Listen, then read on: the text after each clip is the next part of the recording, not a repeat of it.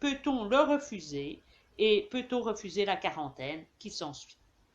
Alors, en tant que sportif, nous serons peut-être sujets, et encore peut-être plus que les autres, à amener à devoir réfléchir sur la question du PCR, parce qu'elle peut s'amener très vite à nous, pour deux raisons, parce que le PCR peut vous être demandé parce que vous avez des symptômes, ou parce que vous avez voyagé à l'étranger, ou parce que vous avez été considéré comme contact à haut risque, parce que vous avez été en contact avec une personne malade, ou vous avez été dans un entourage où quelqu'un était considéré comme positif, par exemple par l'intermédiaire du Corona Alert.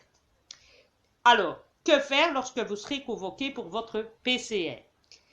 La première chose à savoir, c'est que le PCR, c'est un acte médical. Donc, nous sommes protégés par la loi sur les droits des patients. Et beaucoup de médecins ont été confrontés ces derniers temps à un refus de PCR de la part de plusieurs personnes et par conséquent se sont adressés à l'ordre des médecins et l'ordre des médecins a pris position le 19 septembre 2020 et a donné une politique à suivre par les médecins en cas de refus de la personne. Alors, je n'entre pas dans les polémiques. Est-ce que le PCR est dangereux, pas dangereux, est-ce qu'il faut le faire, pas le faire? À chacun de faire son choix en âme et conscience pour soi et pour ses proches. Je suis là uniquement dans le cadre juridique. Alors, l'article 8, paragraphe 1 de la loi du 22 août 2002 sur le droit du patient dit que le patient a le droit de consentir librement, sans contrainte, après avoir reçu toutes les informations utiles.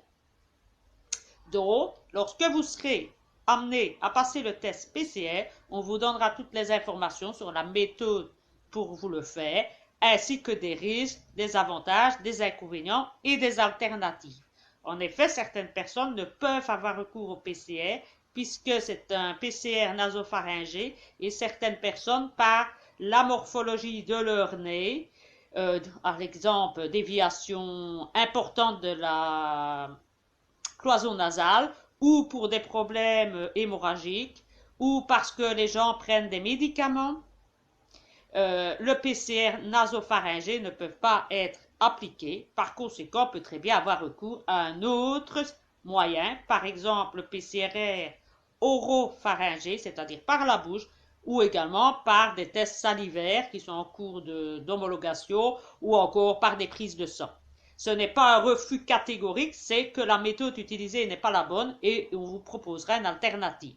Maintenant, il y a d'autres personnes qui le refusent pour des raisons personnelles, parce qu'ils considèrent qu'ils ne veulent pas être testés ou que ça n'est pas sûr assez, qu'il y a trop de faux négatifs, faux positifs, etc.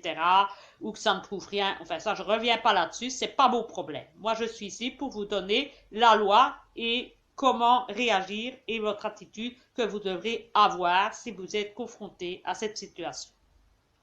Alors, une fois que vous avez reçu l'information, l'article 8, paragraphe 4 de la loi de droit sur le patient vous permet de refuser ou de retirer votre consentement à tout moment après avoir reçu l'information.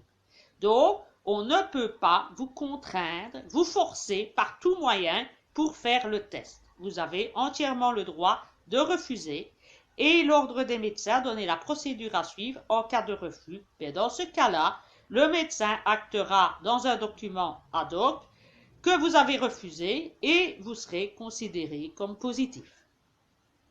Voilà.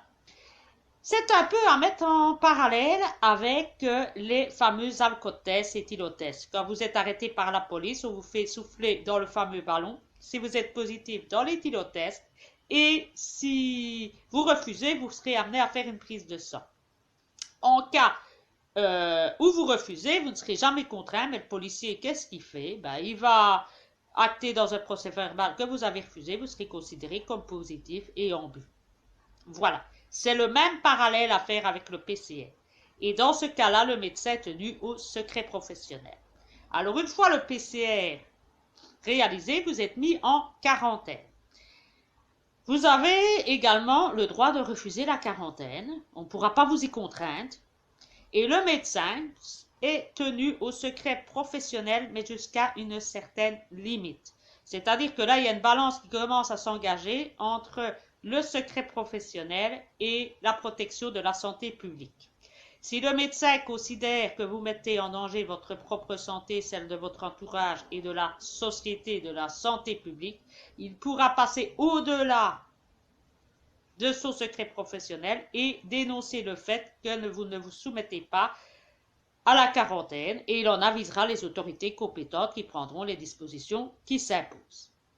Voilà, j'espère avoir répondu à votre question de manière juridique sans m'attarder sur le bien ou le bien fondé ou le mal fondé des PCR. À vous de faire votre choix et de prendre votre attitude en fonction du droit et de vos convictions personnelles.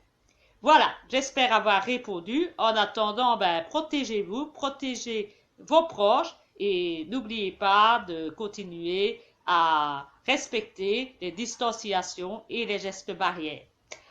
Allez, je vous dis à bientôt.